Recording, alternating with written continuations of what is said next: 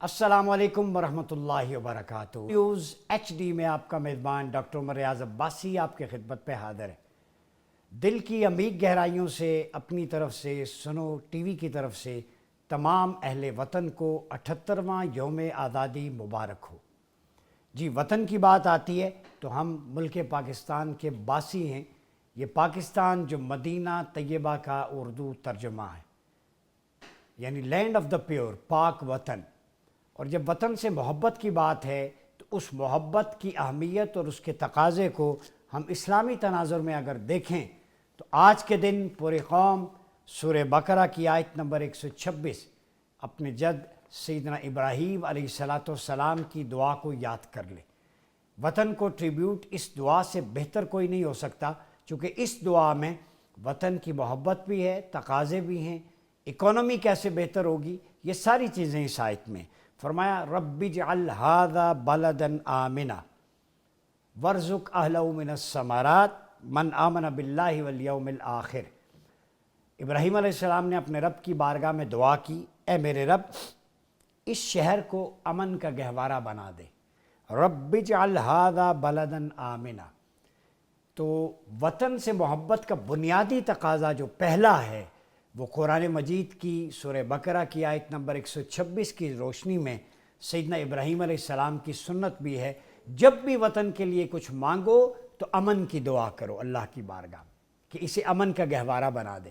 اس کا مطلب ہے کہ وطن کی معیشت، تجارت، اقتصادیات، قانون، عدالتیں، پارلیمنٹ، عوام، جغرافیہ، سب کچھ ہے تو وہ اس امن کی وجہ سے پیس اینڈ سیکیورٹی۔ اس کا مطلب ہے کہ قرآن کی روح سے امن کا گہوارہ بنانے کا مطلب ہے جس وطن میں امن ہو اس وطن کی سرحدوں کی محافظ بڑے جری ہوتے ہیں، بڑے مضبوط ہوتے ہیں۔ تو جو وطن سیکیورٹی سٹیٹ ہو، جس کی حفاظت محافظت اندر باہر سے ایک چٹان کی طرح ہو، بنیان و مرصوص ہو، تو اس وطن میں امن آتا ہے۔ وہاں کے باسی پھر دعائیں کرتے ہیں مولا اس کو امن کا گہوارہ بنا دے۔ اس کا مطلب ہے پاکستان ایک سیکیورٹی سٹیٹ ہے، تو ہر وقت اس کے لیے امن کی دعا کیا کریں، چونکہ ہمارے جوان اپنے سینے پہ گولی کھا کے مقدس لہو سے اس سرزمین کو آبیاری کر رہے ہیں۔ تو آزادی کی قیمت ان پاک افواج کے شہداء سے پوچھیں جن کا لہو اس زمین پہ ٹپکتا ہے تو اس کے نتیجے میں یہاں پہ فصلیں اگتی ہیں، لوگوں کے چہروں پہ بہاریں آتی ہیں، لوگ خوشی سے سکھ کا سانس لیتے ہیں۔ اس کے پیچھے اس نوجوان فوجی کا جو ہے وہ جان ہے جو اپنا آج ہمارے کل کے لیے قربان کر رہا ہے۔ تو پہلی دعا امن کی ہے، رب اجعل ھذا البلد آمنا، اس شہر کو، اس ملک کو امن کا گہوارہ بنا دے۔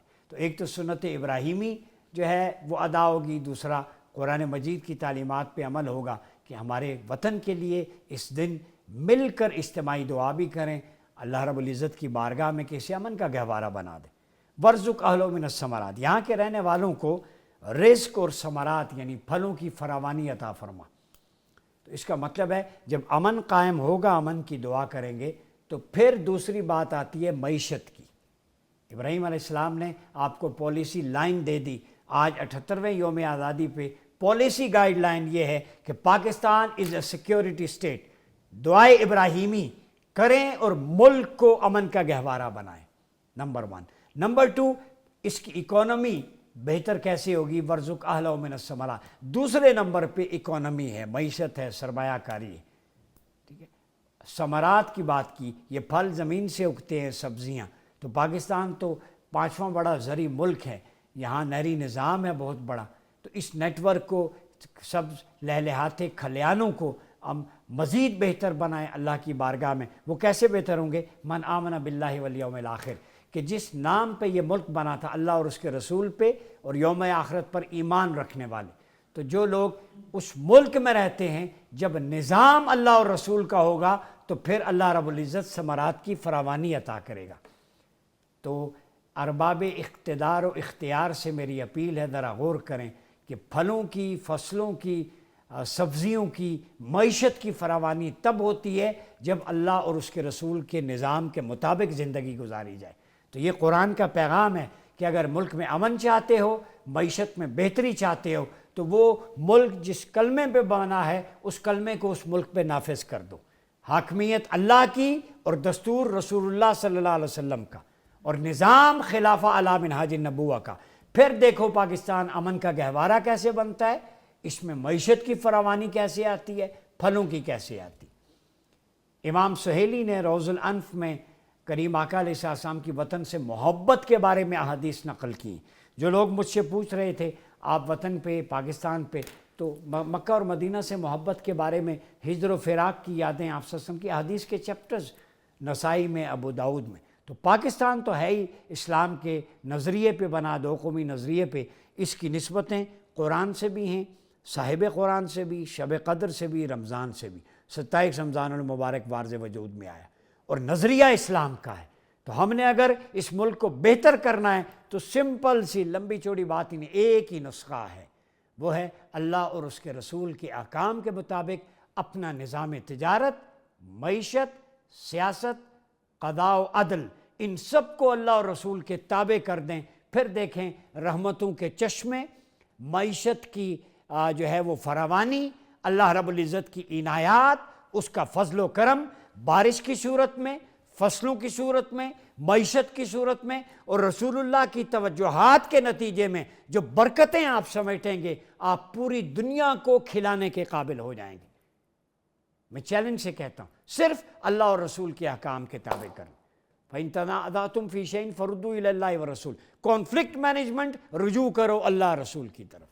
حاکمیت وہ رسول اللہ صلی اللہ علیہ وسلم کی، وہ اس کو تسلیم کر لو. تو اللہ اور رسول کے فرامین اور خلافت راشدہ ماڈل کے مطابق چلیں گے تو پاکستان میں برکتیں آئیں گی. تکمیل پاکستان اور چیئرمین تکمیل پاکستان سعد نذیر صاحب کی طرف سے بھی پوری قوم کو جشن آزادی مبارک ہو. آئیں عہد کریں کہ اس ملک کو گریٹر پاکستان بنائیں گے اور یہاں سے خراسان کے لیے، خراسان سے علم نکلیں گے. غزہ اور فلسطین، کشمیر اور جتنا بھی مڈل ایسٹ ہے، سب کی آزادی کے لیے، ظلم سے نجات کے لیے، ہندوتوا اور صہیونیت سے نجات کے لیے ایک ہو جائیں، ایک امہ بن جائیں. گریٹر پاکستان یہ بیس کیمپ ہوگا خلافت کا، یہ ڈیفنس ملٹری بیس کیمپ ہوگا خلافت کا، اور انشاءاللہ تعالی مسلم امہ ایک دفعہ پھر ریوائول کی طرف جائے گی. اپنا بہت خیال رکھیے. اپنے میزبان ڈاکٹر عمر اعظم عباسی کو اجازت دیجیے. اللہ حافظ. پاکستان زندہ باد. افواج پاکستان پائندہ باد.